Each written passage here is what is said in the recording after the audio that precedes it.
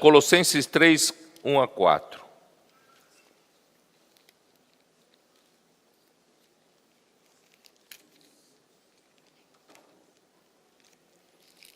Como eu consigo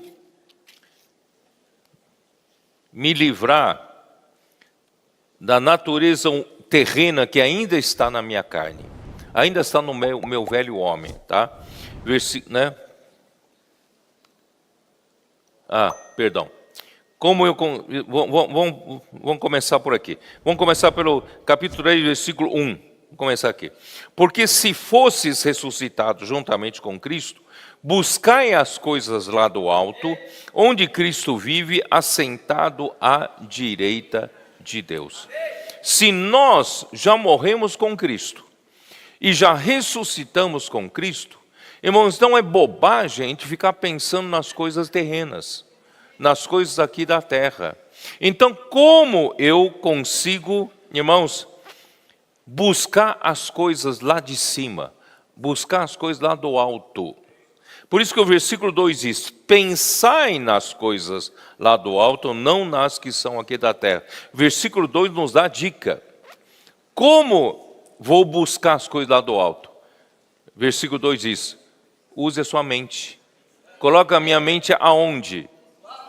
Coloca a minha mente nas coisas lá do alto. E como consigo colocar a minha mente nas coisas lá do alto? Na palavra. De novo é a palavra, não é isso? Então vocês percebem que a mente tem esse poder, né, que determina para onde a minha pessoa vai. Então, pensai nas coisas lá do alto, não nas que são aqui da terra, porque morrestes, e a vossa vida está oculta juntamente com Cristo em Deus. Aí quando Cristo, que é a nossa vida, se manifestar, então vós também sereis manifestados com Ele em glória. Tá? 1 Coríntios 6, 17. Quando nós colocamos a nossa mente no Espírito, né, nós passamos a nos unir ao Senhor. Tá? Versículo 17 diz assim: mas aquele que se une ao Senhor é um Espírito com Ele. Então, da mesma forma, na questão de sofrimentos, a vitória começa no pensamento, né? Ter a mesma mente de Cristo, né, quando sofreu, ou seja, colocar a mente no Espírito para se unir a Cristo. Quando você se une a Cristo, irmãos, os sofrimentos de Cristo, né, vão fazer você suportar os seus sofrimentos. Vocês estão entendendo, né? Então, quem está armado para os sofrimentos, está preparado para, né?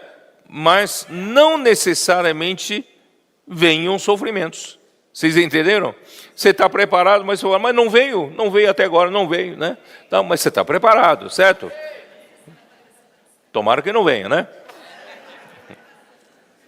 E quem sofreu na carne e deixou o pecado, pode dar a entender uma ideia de ascetismo, né?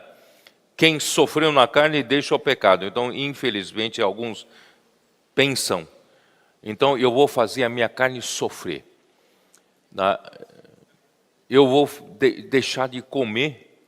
Você sabe que existe um jejum verdadeiro e um jejum no ascetismo. São duas coisas completamente diferentes. Não sei se vocês me entendem. Uma coisa é jejum, né?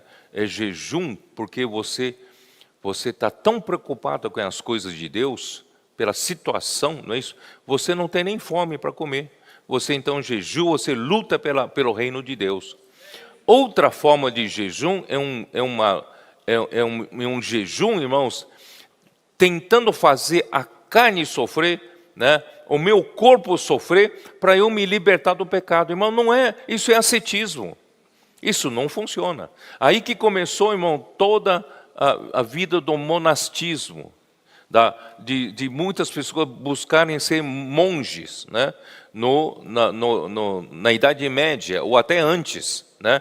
Então, irmãos, eu vou afligir o meu corpo, pegar um objeto cortante e cortar o meu corpo, né? Fazer a minha carne sofrer para quê? Para eu me livrar do pecado. Irmãos, isso é ascetismo. Isso é ascetismo, né? Eu não vou dormir na cama. Dormir na cama é muito confortável. Eu quero ficar em pé o dia todo. Quanto eu aguentar, ficar de pé para fazer a minha carne sofrer, aí eu vou deixar de pecar. Irmãos, esse conceito durou muitos séculos. E até hoje tem na cabeça das pessoas. Mas não é esse conceito. Deus não quer que você faça o corpo sofrer para deixar o pecado. Não é nesse sentido, tá bom? O sentido, irmãos, é que quando nós estivermos passando por sofrimentos, irmãos, nesse momento é muito normal você voltar para o Senhor. Por isso que existe um ditado que diz, não, acho que é o provérbio, né, que diz, é melhor participar de um velório do que de um casamento, não é isso? Porque no velório, pelo menos você reflete um pouco sobre a sua vida, né? No casamento você tem dissolução, né? Então, irmãos, nesse sentido, irmãos, quando você passa por algum sofrimento, tende a levar você a quê? Você voltar para o Senhor. Tende a voltar você refletir um pouco, né, sobre sua vida. A sua vida está valendo a pena? Vivendo dessa forma, está valendo a pena? Eu preciso me consagrar mais ao Senhor. Vocês entenderam? Então, o sofrimento nesse sentido, não é no sentido de ascetismo, mas no sentido de voltar-se para o Senhor, né, assumir comando novamente da sua vida. Nesse sentido, né, o sofrimento vale a pena. E vocês sabem que, em geral, a bonança, uma boa vida, sabe, tende a aquecer as nossas concupiscências. E o sofrimento esfriam. Eu sou certo ou não? Quando você está numa bonança, uma vida farta, tudo maravilhoso, tal, sabe? A tendência é você se afrouxar também, não é isso? Você sua vida virar um carnaval, né? Tá. Mas se você está passando por alguns sofrimentos, geralmente você se volta para o Senhor. Senhor, esse momento é bom para eu fazer uma reflexão na minha vida. Senhor Jesus, eu quero agradar o Senhor. Quero fazer a vontade do Senhor, né? Quero que a minha vida vale a pena, né, em fazer a sua vontade. Então, irmãos, é nesse sentido que Pedro fala, tá bom? Os sofrimentos, né, também nos estimulam, no tempo em que resta na carne, não viver mais segundo as compaixões dos homens, mas viver fazendo segundo a vontade de Deus. Quer dizer, toda vez que você passar por um sofrimento, irmãos, vamos lembrar, irmãos, que o Senhor quer você fazendo, a sua vida esteja fazendo a vontade de Deus. Tá? Então vou ler aqui o que eu preparei, aquilo que eu acabei de falar. Uma vida fácil e tranquila pode nos levar a uma vida licenciosa, segundo as concupiscências da carne. Além disso, pode nos inutilizar com relação à vontade de Deus. Lembrando que fomos resgatados com preço para fazer a vontade de Deus. Em outras palavras, irmão, nós estamos aqui vivos para fazer a vontade de Deus. Mas muitas vezes nós nos perdemos um pouco, principalmente quando tudo vai bem, a gente acaba se afrouxando um pouco, sendo um pouco mais licenciosos para com concupiscências, aí nós nos perdemos um pouco. Aí o Senhor nos lembra, com um pouco de sofrimento, é bom voltar para o Senhor. Senhor, eu fui comprado com preço alto para fazer a vontade de Deus. Tá? Versículo 3, vamos continuar lá. Capítulo 4, versículo 3. Porque basta o tempo decorrido para terdes executado a vontade dos gentios, tendo andado em dissoluções, concupiscências, borracheiras, orgias, bebedices e em detestáveis idolatrias. Irmãos, essa essa era a vida dos gentios no passado. No passado, né, muitos andavam fazendo a vontade dos gentios. Pedro estava se referindo a esses judeus, né, esses judeus crentes. Eles andavam fazendo a vontade dos gentios, aqui fala, vou lendo pouco a pouco. Tendo andado em dissoluções. Que são dissoluções? Eu vou tentar usar algum sinônimo para você entender. Dissoluções aqui, em grego, significa luxúria desenfreada, quer dizer, sem freio, excesso, licenciosidade, lascívia, questão sexual, né? Libertinagem. E em seguida aqui tem concupiscências. Concupiscências aqui essa palavra está relacionada a sensualidades. Sensualidades. Borracheiras. Borracheiras aqui referem-se a bebedeiras. Bebedeiras. E bebedices aqui se referem orgia, perdão. Orgia refere-se a farras, né? Principalmente quem está no tempo de estudante, andam fazendo farras, né? Então, no passado era assim, faziam farras, orgias. E agora, bebedices já é embriaguez, tá? Andar embriagado. E em detestáveis idolatrias. Uma descrição, né, das paixões dos homens em que esses homens viviam.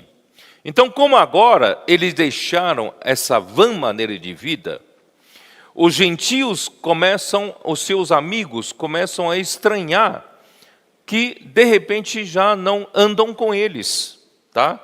No mesmo excesso de devassidão. Isso está no versículo 4. Vamos ler o versículo 4.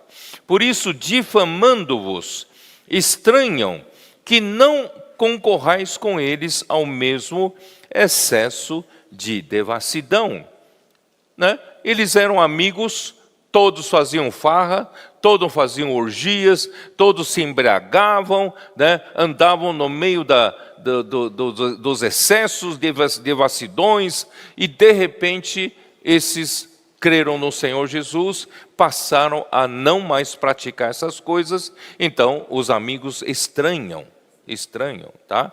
E os quais, versículo 5, né? Os gentios incrédulos acharam estranho por eles não mais os acompanharem nas farras, na devassidão das paixões dos homens. Excesso de devassidão pode ser entendido como eu estou tentando mostrar para vocês a palavra original, tá? Excesso de devassidão pode ser entendido como uma torrente, uma maré que arrasta, né, os homens para a completa degradação moral. Você sabe que às vezes um vai com o outro e vem como uma maré, né, como uma onda que leva todos a praticarem esse excesso de imoralidade. Então a mudança de vida dos que creram incomoda os que seguem a sua velha e vã maneira de vida. Há armas das trevas que usam para se defenderem das imoralidades é apelar para a difamação e a calúnia. Não sei se vocês perceberam, né? Acho que no capítulo 2, deixa eu ver.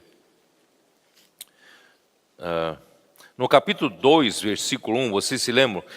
Despojando-vos, portanto, de toda maldade e dolo, de hipocrisias e inveja e de toda sorte de maledicências. Quando falei desse versículo, falei que, né, começa pela maldade e termina em maledicências. Então, quem pratica o mal, né, ele passa por todo esse processo da maldade, do dolo, da hipocrisia, de inveja e termina em maledicência, que é calúnia. Tá? Que quer dizer o quê? Então, quem pratica o mal, de repente seu colega não pratica mais o mal. Então, ele vai se sentir mal, ele se sente mal porque a conduta do seu colega que deixou de praticar o mal o expõe. Vocês percebem? Né? Esse agora está na luz, expõe as trevas. Então, para eu, certo, me defender, para me justificar, continuar na minha devassidão, eu tenho que falar mal dele. Eu tenho que caluniar. Então, a calúnia, né, a maledicência é uma ferramenta para a pessoa se justificar da sua situação de trevas. Tá?